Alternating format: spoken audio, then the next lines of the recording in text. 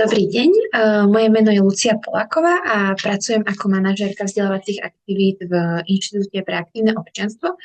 Dneska by som rada porozprávala niečo na tému negatívnych influencerov, alebo teda na tému negatívny vplyv toxických influencerov na mladých chlapcov.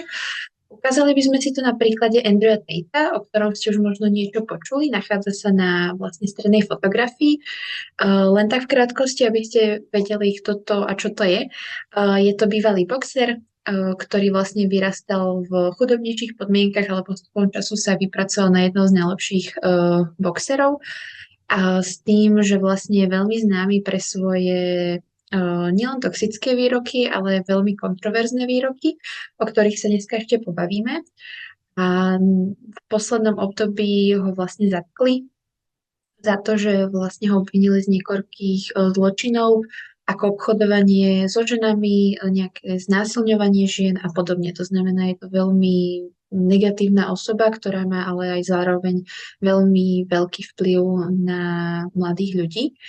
A podobný taký negatívny alebo teda toxickí influenceri, ktorých veľa vašich žiakov určite má rado alebo minimálne ich pozná, tak je napríklad spevák a producent Kanye West, ktorý sa nachádza na tej ľavej fotografii a ten vlastne je známy aj svojimi výrokmi negatívnymi, či už voči ženám, ale zároveň aj fašistickými výrokmi.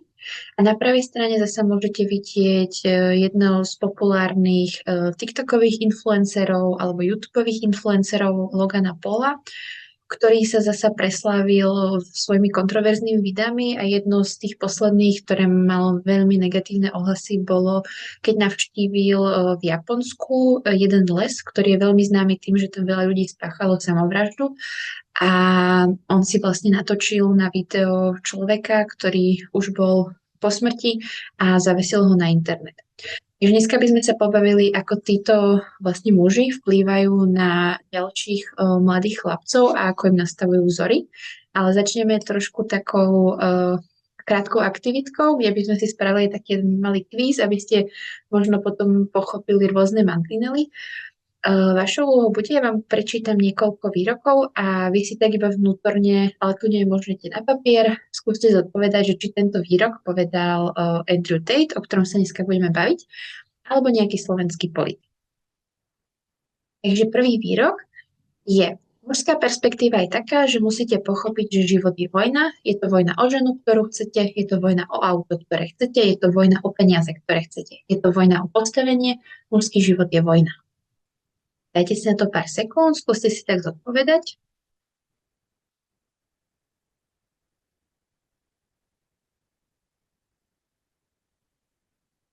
Tak a tento výrok povedal Andrew Tate, takže ak ste uhádli, tak vám gratulujem.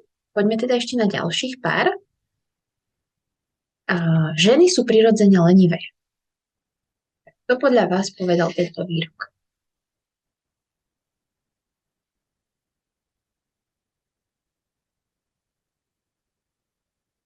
Opäť sme u Andrewa Tatea, takže už začínate možno trošku chápať, aké výroky on vlastne vypustil do sveta a o ešte ďalších sa budeme aj dnes baviť. Dáme si ešte pár. Ja sa vyslečiem, ona vyperie, ja vstanem z postele, ona ustelie, ona uvarí a zjem. Čo by robila bezo mňa? To zná nejaká žena, čo by robila bez toho pána.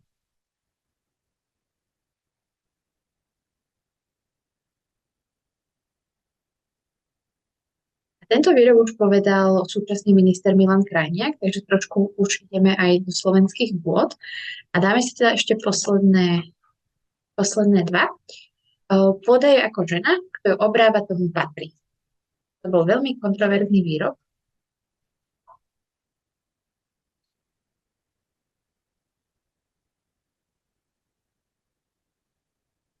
A tento výrok povedal, možno spoznávate tohto pána na obrázku, povedal bývalý minister pôdohospodárstva Pavol Koncoč v roku 1999. A posledný výrok, taká takzvaná terečnička na torte. Nech si to rozdajú dámy, aby som im možno urobil aj pekný ring, nalial piesok a vodu a taký dobrý box v tom blate by sa im možno hodil.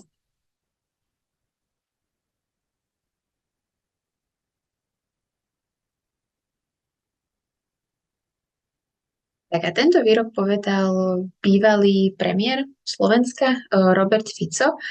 Takže ak ste si trafili všetky výroky, tak vám gratulujem, ale toto cvičenie sme si spravili iba také mentálne trošku menšie cvičenie sme si spravili z toho dôvodu, že môžete si všimnúť, že tie hranice medzi tým, čo hovoril Andrew Tate, ktorý je v súčasnosti, alebo teda bol v súčasnosti vo väzení aj za jeho výroky, nielen za zločiny, ktoré voči nemu, z ktorých ho obvinili, ale môžete si všimnúť, že aj v slovenskej politike, ktoré by mali byť vlastne ako vzory pre ostatných ľudí, sa môžete stretnúť s rôznymi takýmito nepríjemnými výrokmi väčšinou voči ženám.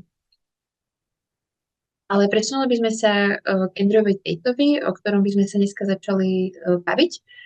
A budeme si opäť na jeho pár výrokoch rozoberať a trošku analyzovať, že aké nebezpečné rysy výroky obsahujú, k čomu vlastne mladých chlapcov tieto výroky nabádajú, alebo k čomu ich Andrew Tate nabáda a čo je vlastne hlavnou správou týchto výrokov. Tak. Tento výrok hovorí o tom, že muži, ktorí žijú bez sebavládania, sú ten typ mužov, ktorí plačú, keď ich priateľka podvádza. Samozrejme, že to tá žena robí, pretože nerešpektuje malé plačúce dieťa a je s tebou len preto, že je škaredá a musí sa uspokojiť s malým svojím chlapcom, ako si ty. Sojový chlapec, ako si môžete všimnúť, hviezdičku je označenie alebo taká urážka v anglickom jazyku, ktorá sa používa hlavne v online priestore a označuje mužov, ktorí sú vnímaní ako tzv. Ženští liberáli. To vychádza z mýtu, že ak muži budú konzumovať rôzne sojové produkty, tak im to bude znižovať hladinu testosterónu, čo je hlavný mužský hormón, a naopak im to bude zvyšovať ženský hormón estrogen. A tento výrok, ešte vlastne na obrázku si môžete všimnúť, že našla som na internete, ako si takýchto sojových mužov vlastne v Amerike predstavujú, a sú to väčšinou muži, ktorí majú radi či už vedú, overené informácie, rôzne populárne filmy ako Marvel, môžete si všimnúť, alebo Star Wars, dôverujú vlastne overeným médiám. A vďaka tomuto si vlastne v tej alternatívnejšej scéne vyslúžili takéto pomenovanie. Tak sa skúste zamyslieť, čo je vlastne teda hlavným výrokom, alebo teda správou tohto výroku a k čomu vlastne nabáda ostatných mužov, alebo čo im sa snaží povedať.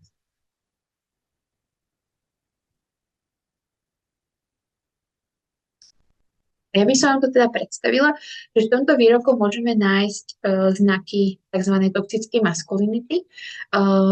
Ak neviete, maskulinita je to vlastne také sociologické pomenovanie rôznych mužských rysov chovania alebo teda správania.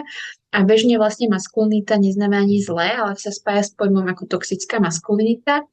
Tak ide o rôzne znaky mužského správania, ktoré sú veľmi negatívne alebo majú negatívny vplyv a poškodzujú nielen mužov samotných, ale zároveň aj celú spoločnosť.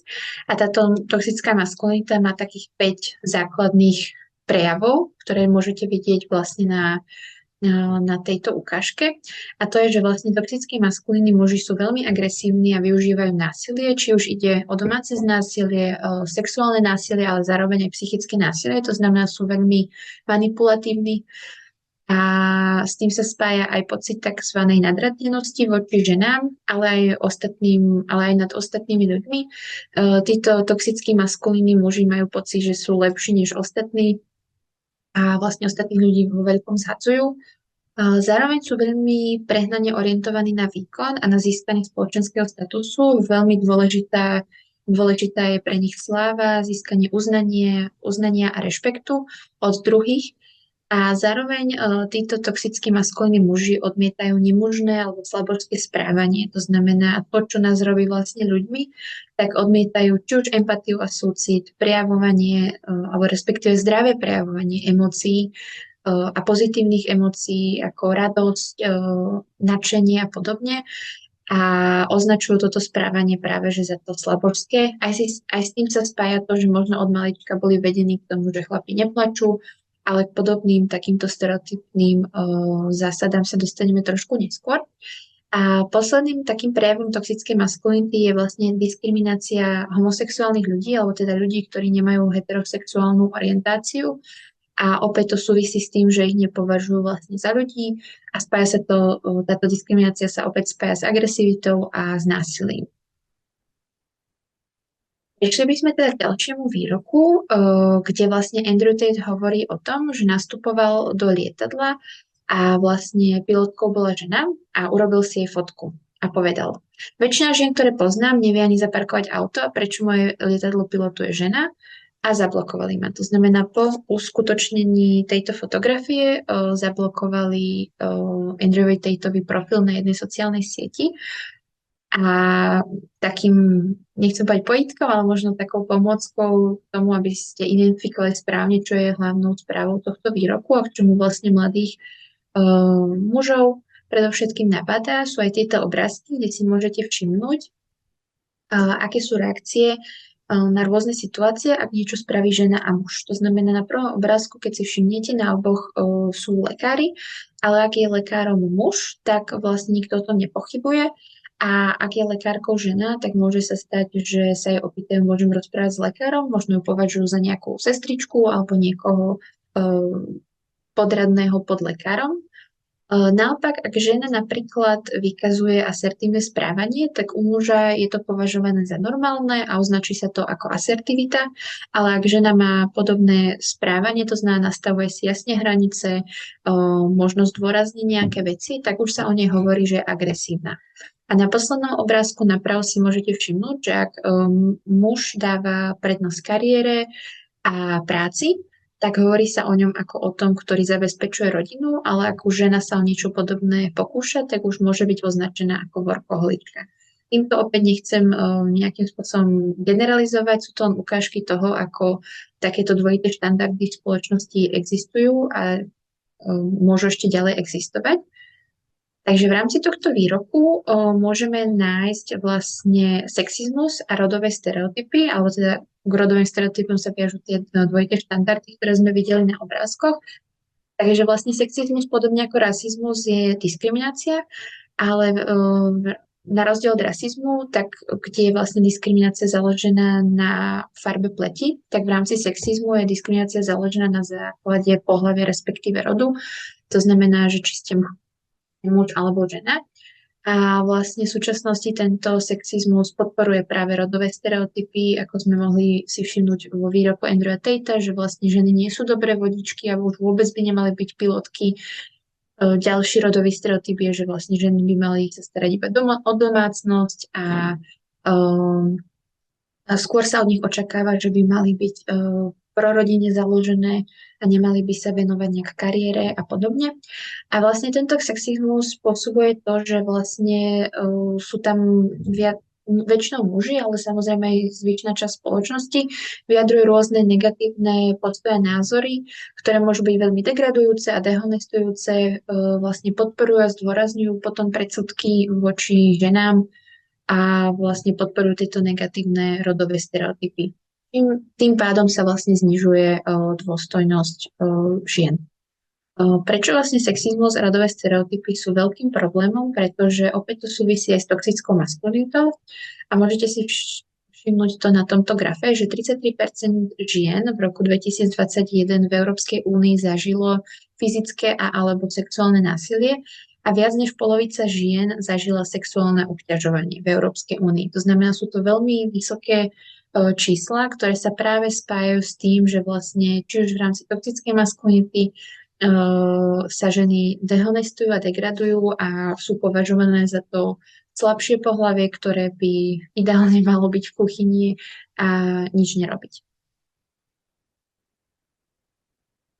Ďalší výrok, ktorý je takým veľmi kontroverzným, je od Andrewa Tatea, je tento. Ak mám za ženu zodpovednosť, potom musí mať určitý stupeň autority. Nemôžete byť zodpovední za psa, ak vás neposlúcha. Toto je naozaj jeden z tých najnepríjemnejších, čo sa týka mňa napríklad. Skúste si znova tak možno povedať, že čo tam tak cítite z toho výroku, možno akú emóciu to vo vás budzuje, keby ste nemali kritické myslenie, tak k čomu by vlastne tento výrok nabádal.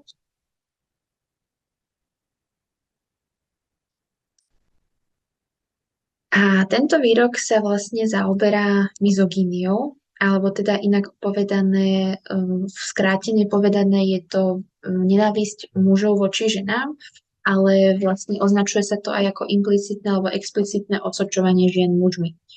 A opäť mizogínia má viacero znakov a medzi tie hlavné patrí až taký chorobný odpor voči ženám, pohrdanie a vytváranie predsudkov. Ale znova by som chcela povedať, že vlastne tá mizogínia je opäť prepojená aj s toxickou maskulinitou, aj so sexizmom a tým pádom sa aj vytvárajú tie rodové stereotypy. A možno si tak hovoríte, že ako je možné, že niekto sa vlastne dostane až do takéhoto posledného štádia, kedy cíti chorobný odpor a nenávisť voči ženám. Tak môžete si to všimnúť na tomto grafe, že väčšinou sa to začína veľmi takto postupne. Najčastejšie teda v detstve, kedy vlastne v rámci výchovy sa začínajú deliť u chlapcov a u dievčat činnosti, hradky, veci a farby na také typické chlapčenské a typické dievčenské. Napríklad ružová je dievčenská farba a modrá je zase naopak chlapčenská farba. Už sa im vlastne v tých hlavách začína nastavovať, že tu sú nejaké mantinely, ktoré spoločnosť určila.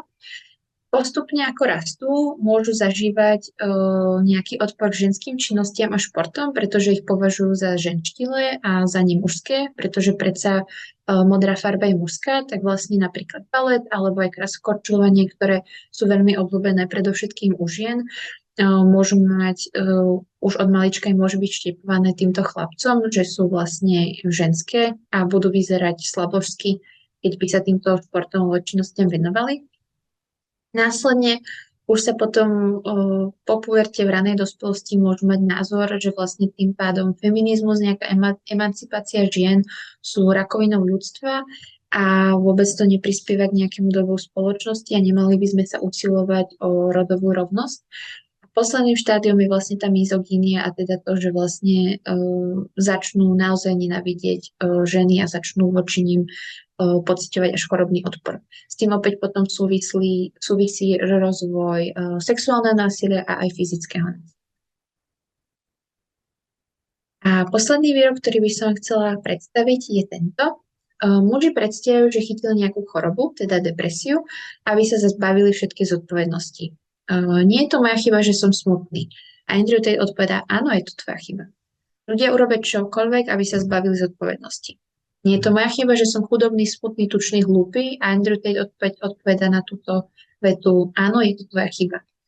Depresia nie je skutočná, ak sa cítiš smutný, proste ideš ďalej. Vždy budete v depresii, ak je váš život depresívny. Zmente to. Tak, dajme si na to pár sekúnd, skúste sa nad tým zamyslieť. Opäť, čomu napadá tento výrok pre všetkých mladých chlapcov, čo tam vidíte ako problematické.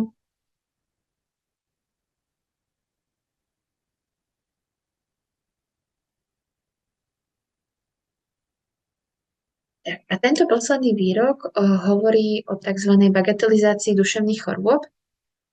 A Andrew Tate je naozaj tým veľmi známy, ale zároveň aj veľa ďalších negatívne vplyvajúcich influencerov, ktorí sa práve vyznačujú aj toxickou maskulinitou a aj sexizmom a môžu mať už aj mizogynné názory, tak naozaj znevažujú duševné choroby.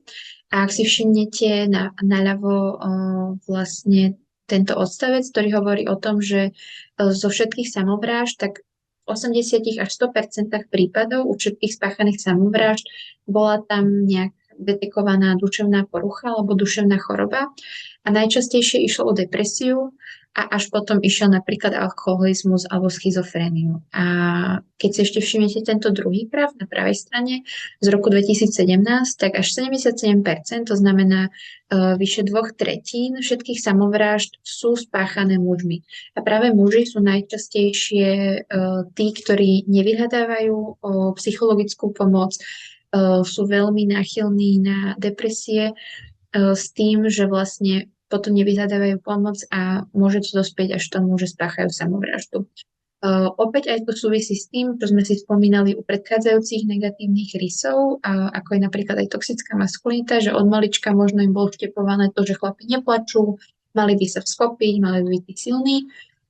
To im postupne môže nastavovať nejaké vnútorné presvedčenie, nejaký vnútorný kompas o tom, že vlastne keď ich začne boliť teda duša, tak nie sú hodní toho, aby vyhľadali pomoc. Takže to by som vás chcela možno nejakým spôsobom pozbudiť, aby ste začali u svojich žiakov a žiačok normalizovať duševné zdravie, pretože rovnako keď si zlomíme ruku alebo nohu, ideme k lekárovi, aby sme to dali do poriadku, ale keď nás bolí duša alebo cítime, že nejakým spôsobom nie sme duševne v poriadku, tak väčšinou to práve bagatelizujeme a necháme tak. Takže toto je možno také nejaké malé povzbudenie pre vás, aby ste to svojim žiakom postupne takto predávali a možno tá stigma okolo duševných chorôb a duševného zdravia postupne vymizne.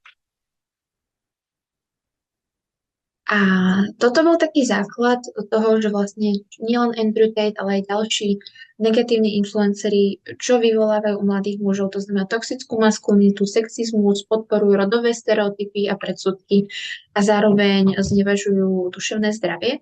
Ale ešte by som vám rada pustila toto veľmi krátke video, v ktorom môžete vidieť, ako vlastne Andrew Tate vystupuje a prečo sa vlastne stal vzorom pre mladých chlapcov. A nie sú to teda len tie drahé auta, sláva a peniaze, alebo teda obdiv žien, ale je to niečo o mnoho viac hlbšie a komplexnejšie.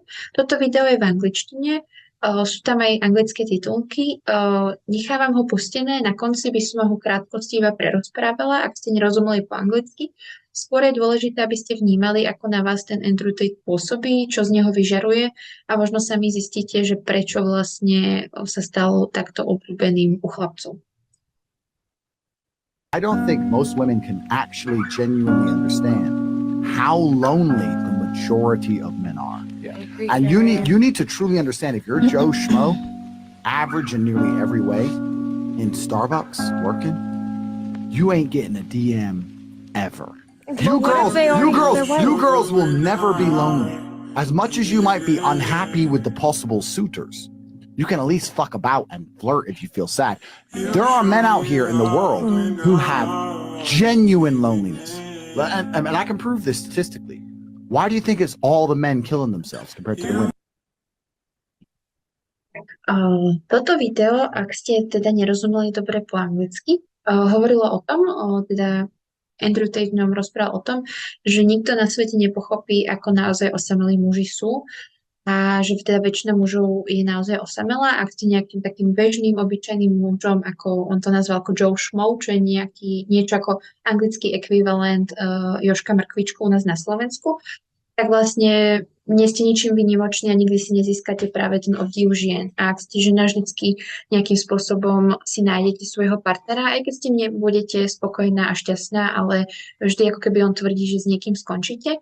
A na konci práve hovoril o tom, že práve táto osamelosť a tento pocit, že nemajú svoje miesto vo svete, spôsobuje to, že veľa mužov spácha samovraždu. Tu je už taký paradox, čo Andrew Tate, ale aj ďalší títo negatívni influenceri sú známi, že častokrát si prispôsobujú svoje vety a môžete vnímať tento paradox, že na jednej strane najskôr bagatelizoval duševné zdravie a teraz už o tom rozprával ako jednu z hlavných príčin samovražd. Takže ja by som iba tak v krátkosti zhrnula, že prečo vlastne títo negatívni a toxickí influenceri začínajú u mladých mužov a u mladých chlapcov naberať vlastne na sile a na popularite. Jedným z prvých dôvodov je vlastne feminizmus a zvýšená emancipácia u žien. Už sa začínajú stierať tie tradičné role medzi mužmi a ženami.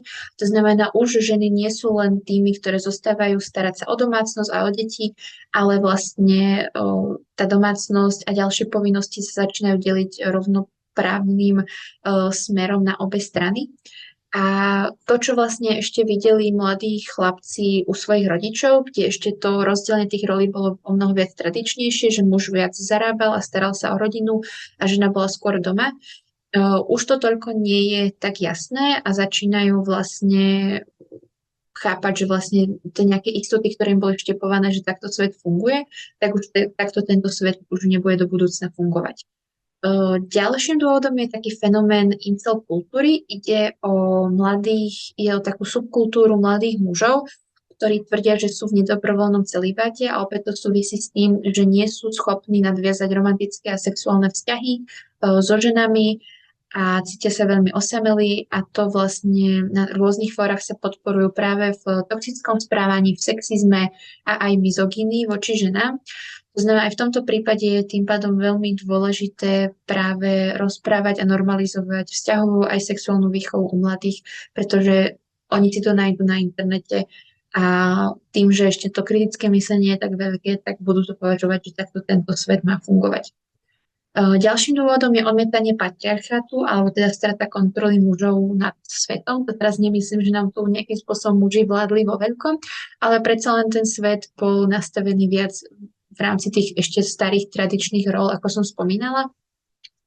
A teraz títo mladí muži vidia, že to, čo fungovalo u ich starých rodičov a u ich rodičov, už nefunguje a musia si hľadať nejaké nové miesto v spoločnosti, aj vďaka tomu, že vlastne spoločnosť sa emancipuje, aj že sa snaží prejsť k nejakej rodovej rovnosti, ktorá sa možno jedného dňa dosiahne, ale predsa len už tie rodové aj predsudky a stereotypy už sa snaží spoločnosť s nimi niečo robiť. A posledným dôvodom je nejaká absencia mužských vzorov. Už v súčasnosti neplatí, že byť iba silný a byť tak stereotypicky mužný zabezpečí úspech a slávu. To už v súčasnosti neplatí. Takže tento Tate, ale aj ďalší influenceri pôsobia v súčasnosti ako takí novodobí hrdinovia, ku ktorým sa tí mladí chlapci veľmi vedia vzťahovať. To znamená, že vedia sa naozaj do nich cítiť, že takisto ako ten Tate vyrastal v chudobnejších pomeroch, dokázal sa vypracovať na slávneho a bohatého muža a má ten rešpekt a obdiv žien, čo tvrdí, že zabezpečí šťastie mladým chlapcom. A na prvý pohľad tento Andrew Tate aj ďalší influenceri pôsobia veľmi vtipne a presvedčivo a autenticky, čo je veľmi dôležitý faktor v súčasnosti pre mladých ľudí. A tým, že sú veľmi úprimné, nedávajú si servítku pred ústa, tak pôsobia práve tou autenticitou na tých mladých ľudí. Takže to je jeden z takých možno dôvodov, aj keď ste videli to video, že možno na vás ten Andrew Tate toľko nepôsobil a možno ste tam všimli možno nejaké manipulačné techniky, nejaké argumentačné fauly, ale tým, že mladí ľudia sú o mnoho viac ľahko ovplyvniteľnejší, tak už len vďaka tomu presvedčivému prejavu si ich ten Andrew Tate získal. To by som vás chcela trošku ešte nejakým spôsobom upokojiť, že možno máte teraz pocit, že všetci mladí chlapci sú fanúšikmi takýchto toxických a negatívnych influencerov, ale nie je to tak. Existuje to tzv. Skreslenie reality, ktoré si ukážeme aj v krátkosti na tejto pyramíde. Väčšina mladých chlapcov, ale hlavne teda dievčat, sú tie, ktoré týchto negatívnych influencerov odmietajú, alebo ich teda až nenávidia, ako v tomto prípade u Tejta, alebo vnímajú to negatívne, čo so sebou prináša. A títo sú vlastne v poriadku, netreba s nimi pracovať. Potom sú dve skupiny, ktoré sú tak na pomedzi. To sú tí, ktorým je Tate ako keby a ďalší influenceri jedno. To znamená, nemajú zatiaľ na neho názor, evidujú ho, že má nejaký vplyv vo svete, ale nepotrebujú sa nad ním nejak ďalej zamýšľať. Ale potom je skupinka, ktorá týchto negatívnych influencerov podporuje, ale neuvedomujú si tie negatívne dôsledky, ktoré ich výroky a konanie spôsobuje ostatným ľuďom. To znamená, že tam sa s nimi dá zasa pracovať na empatii a súcite. A najmenšia skupinka, ktorú je opäť najviac počuť, je tá, ktorá týchto negatívnych influencerov ako Andrew Tate a podobných zbožňujú a až tak nejak až zbožňujú, až doslova milujú. A tu by som vlastne chcela iba povedať, že bude veľmi ťažké túto skupinu presvedčiť, lebo sú už naozaj veľmi utvrdení v ich názoroch a hodnotách a presvedčeniach. Ale s akými skupinami sa dá o mnoho ľahšie pracovať, sú tie dve stredné, a to sú tí, ktorí Andrew Tate a iných influencerov podporujú, ale nevidia to zlé, a tí, ktorí ešte na ňo nemajú názor. No a s týmito sa dá veľmi efektívne pracovať, dá sa robiť prevencia, dá sa u nich budovať empatia a tak ďalej. A tým nechcem povedať, že tá vrchná skupinka, ktorá miluje týchto influencerov, že už sa s nimi nič nedá spraviť, to nie, určite by sa dalo, len bude tam chcieť o mnoho viac trpezlivosti a energie a času, pretože už tie ich osobné presvedčenia sú z nich veľmi silno zakorenené. A preto nakoniec tejto témy by som chcela dať pár takých praktických tipov, čo robiť, alebo teda čo sa odporúča robiť a čo sa odporúča nerobiť, ak vaši žiaci by nejakým spôsobom súhlasili s týmito negatívnymi a toxickými výrokmi alebo správaniami rôznych influencerov, tak čo sa odporúča robiť je to, že začať sa zaujímať o to, prečo títo žiaci majú takýto názor. To znamená, pýtajte sa otvorené otázky ako prečo s ním súhlasíš, prečo podporuješ toto jeho konanie, z akého dôvodu si sa rozhodol ho podporovať, aké dopady môže mať jeho konanie na ostatných ľudí. Ide o to, aby sa naštartovalo u nich kritické myslenie a možno častokrát aj tie žiaci prídu sami na to, že nemajú vlastne dôvod, len sa nejakým spôsobom nechali strhnúť davovou nejakou psychozou a proste to, čo je v súčasnosti cool a populárne, tak to chcú tiež aj oni.